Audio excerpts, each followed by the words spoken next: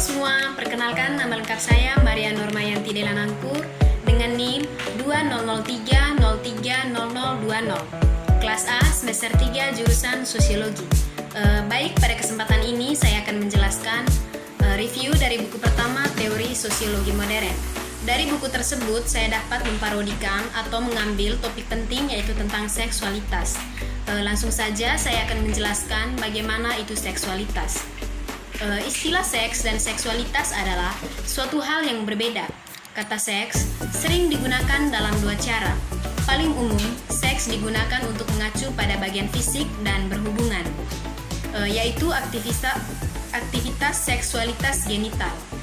Seks juga digunakan untuk memberikan label gender, baik itu pada seorang pria atau wanita. Seksualitas adalah istilah yang lebih luas. Seksualitas diekspresikan melalui interaksi dan hubungan dengan individu dari jenis kelamin yang berbeda dan mencakup pikiran, pengalaman, pelajaran, ideal, nilai, fantasi, dan emosi. Seksualitas berhubungan dengan bagaimana cara seseorang merasa tentang diri mereka dan bagaimana mereka mengkomunikasikan perasaan tersebut kepada lawan jenis melalui tindakan yang dilakukan, seperti sentuhan, ciuman, pelukan, dan genggaman seksual, dan melalui perilaku yang lebih halus seperti isyarat gerakan tubuh, etiket, perpakaian, dan perbendaharaan kata. Seksualitas memiliki dimensi, yaitu yang pertama dimensi sosiokultural. Seksualitas dipengaruhi oleh norma dan peraturan kultural yang menentukan apakah perilaku yang diterima di dalam kultur. Keragaman kultur secara luas dalam norma seksual dan menghadapi spektrum tentang keyakinan dan nilai yang luas, misalnya termasuk cara dan perilaku yang diperbolehkan selama berpacaran, apa yang dianggap berangsang, tipe aktivitas seksual, sanksi dan pelanggaran dalam perilaku seksual, dengan siapa seseorang menikah dan siapa yang diizinkan untuk menikah. Setiap masyarakat memainkan peran yang sangat kuat dalam membentuk nilai dan sikap seksual, juga dalam membentuk atau menghambat perkembangan dan ekspresi seksual anggotanya. Yang ke-B, dimensi agama dan etik. Seksualitas juga berkaitan dengan standar pelaksanaan agama dan etik. Ide tentang pelaksanaan seksual, etik, dan emosi yang berhubungan dengan seksualitas membentuk dasar untuk pembuatan keputusan seksual. Spektrum sikap yang ditunjukkan pada seksualitas direntan dari pandangan tradisional tentang hubungan seks yang hanya dalam perkawinan sampai sikap yang memperbolehkan individu menentukan apa yang benar bagi dirinya. Keputusan seksual yang melewati batas kode etik individu dapat mengakibatkan konflik internal. Yang ke-C, dimensi psikologis. Seksualitas bagaimanapun mengandung perilaku yang dipelajari. Apa yang sesuai dan dipelajari sejak dini dalam kehidupan dengan mengamati perilaku orang tua. Orang tua biasanya mempunyai pengaruh signifikan pertama pada anak-anaknya. Mereka sering mengajarkan tentang seksualitas melalui komunikasi yang halus dan nonverbal. Seseorang memandang diri mereka sebagai makhluk seksual sehubungan dengan apa yang telah orang tua mereka tunjukkan kepada mereka tentang tubuh dan tindakan mereka. Orang tua memperlakukan anak laki-laki dan perempuan secara berbeda berdasarkan gender. Yang ke-D, dimensi biologis. Seksualitas berkaitan dengan perbedaan biologis antara laki-laki dan perempuan yang ditentukan pada masa konsepsi. Materi genetik dalam telur yang telah dibuahi terorganisir dalam kromosom yang menjadikan perbedaan seksual. Ketika hormon seks mulai mempengaruhi jaringan janin, genitalia membentuk karakteristik laki-laki dan perempuan. Hormon mempengaruhi individu kembali pada saat pubertas, di mana anak perempuan mengalami menstruasi dan perkembangan karakteristik seks sekunder, dan anak laki-laki mengalami pembentukan spermatozoa atau sperma yang relatif konstan dan perkembangan karakteristik seks bersumber. Seks sekunder. Seksualitas sendiri memiliki dampak bagi orang yang belum pantas melakukan hubungan seksualitas tersebut atau seksualitas itu dilakukan secara salah. Adapun dampaknya, yang pertama itu dampak pada fisik. 1. AIDS, singkatan dari Equireo Immunodefensis Scleroderma. Penyakit ini adalah kumpulan gejala penyakit akibat menurunnya sistem kekebalan tubuh.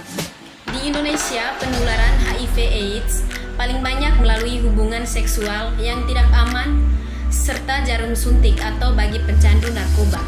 Yang kedua itu penyakit kelamin atau penyakit menular seksual atau PMS.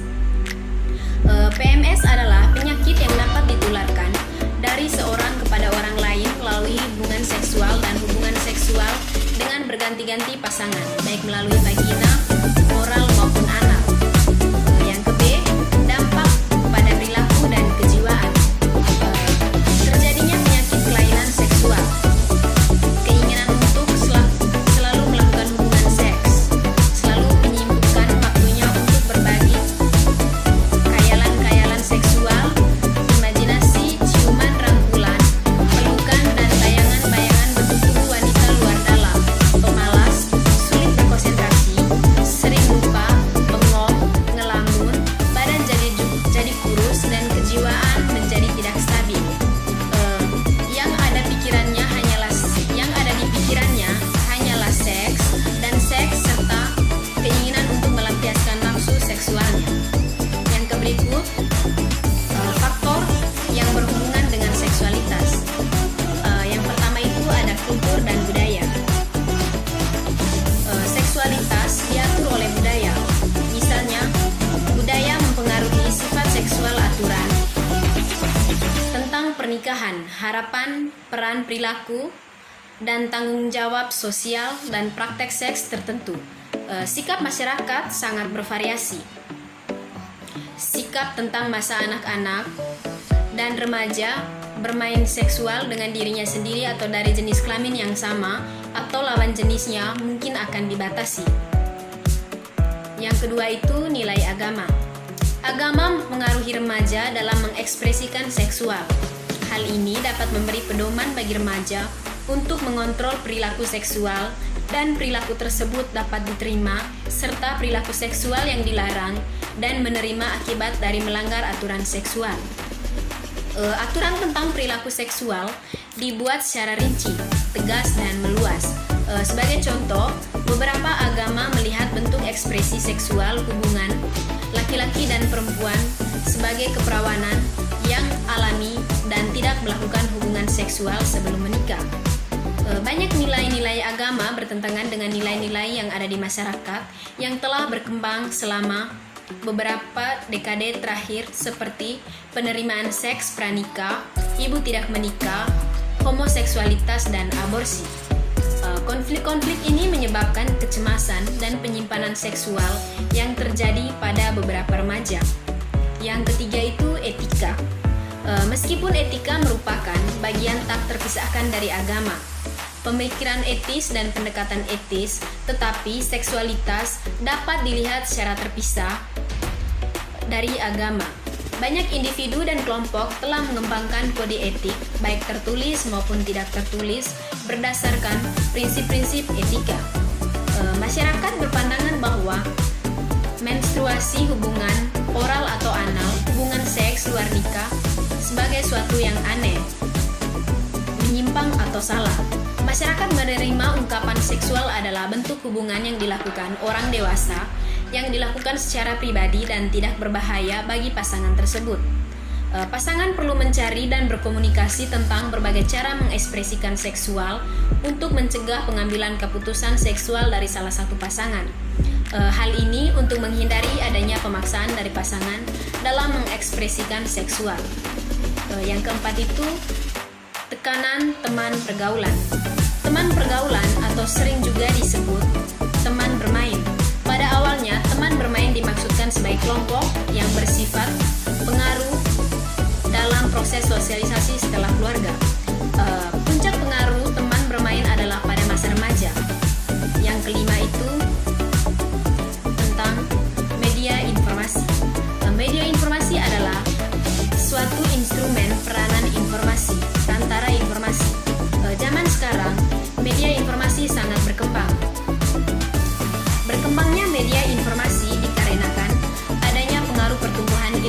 pengetahuan dan teknologi yang sangat besar. Media informasi kini dengan mudah dapat diakses oleh remaja di seluruh dunia seperti televisi, radio, internet, bahkan telepon genggam pun telah masuk ke dalam bagian media informasi. Perkembangan media informasi juga memudahkan remaja untuk mengakses materi pornografi.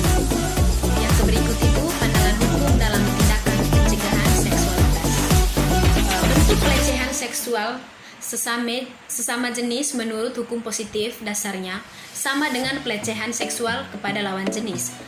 Unsur-unsur perbuatan pelecehan seksual sesama jenis adalah suatu perbuatan yang berhubungan dengan seksual, wujud perbuatan berupa fisik maupun non-fisik. Sedangkan untuk membedakan pelecehan seksual sesama jenis di dalam terkait pelaku berasal dari jenis kelamin yang sama. Pelaku pelecehan seksual ini mereka melanggar banyak norma. Pastinya melanggar norma kesusilaan dan norma hukum.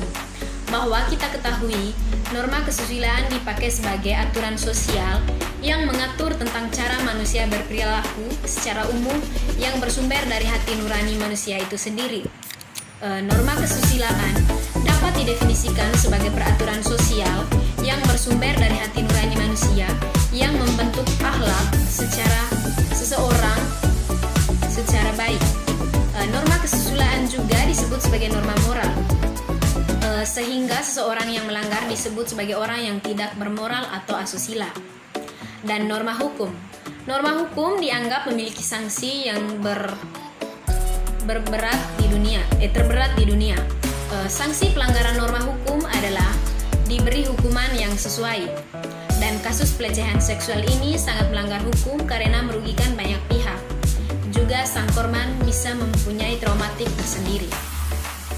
Yang berikut pandangan hukum RUU Penghapusan Kekerasan Seksual. PKS atau tidak sesuai dengan nilai-nilai moralitas, ambigu, membuat sistem peradilan hukum pidana yang keliru dan menyuburkan perilaku penyimpangan seksual. Yang pertama itu, kekerasan dalam hukum pidana merupakan salah satu unsur pembentuk dan penyerta suatu kejahatan, perampokan dan kekerasan, pembunuhan dan kekerasan. Yang kedua, terminologi atau kekerasan seksual. Terlalu sempit untuk memaknai permasalahan seksual di Indonesia. Kekerasan seksual hanya bagian kecil dari lingkup permasalahan seksualitas di Indonesia. Yang kedua, pembuatan RUU ini hanya mengambil bagian kecil permasalahan seksualitas yang hanya menguntungkan bagi mereka saja. Hendaknya menggunakan terminologi lain agar lebih komprehensif dalam menyelesaikan permasalahan seksualitas di Indonesia. Dalam hukum pidana, delik yang dikenal untuk menanamkan suatu tindak pidana adalah terminologi kejahatan atau crime daripada kekerasan, seperti hanya dalam KUHP. Oleh karena itu, terminologi kejahatan lebih tepat digunakan daripada kekerasan sebagai istilah perujuk atau pokok dalam suatu tindakan pidana. Baik, itu saja yang bisa saya jelaskan dari review buku pertama. Semoga yang mendengarkan materi ini bisa memahami dengan baik dan semoga materi yang saya bahas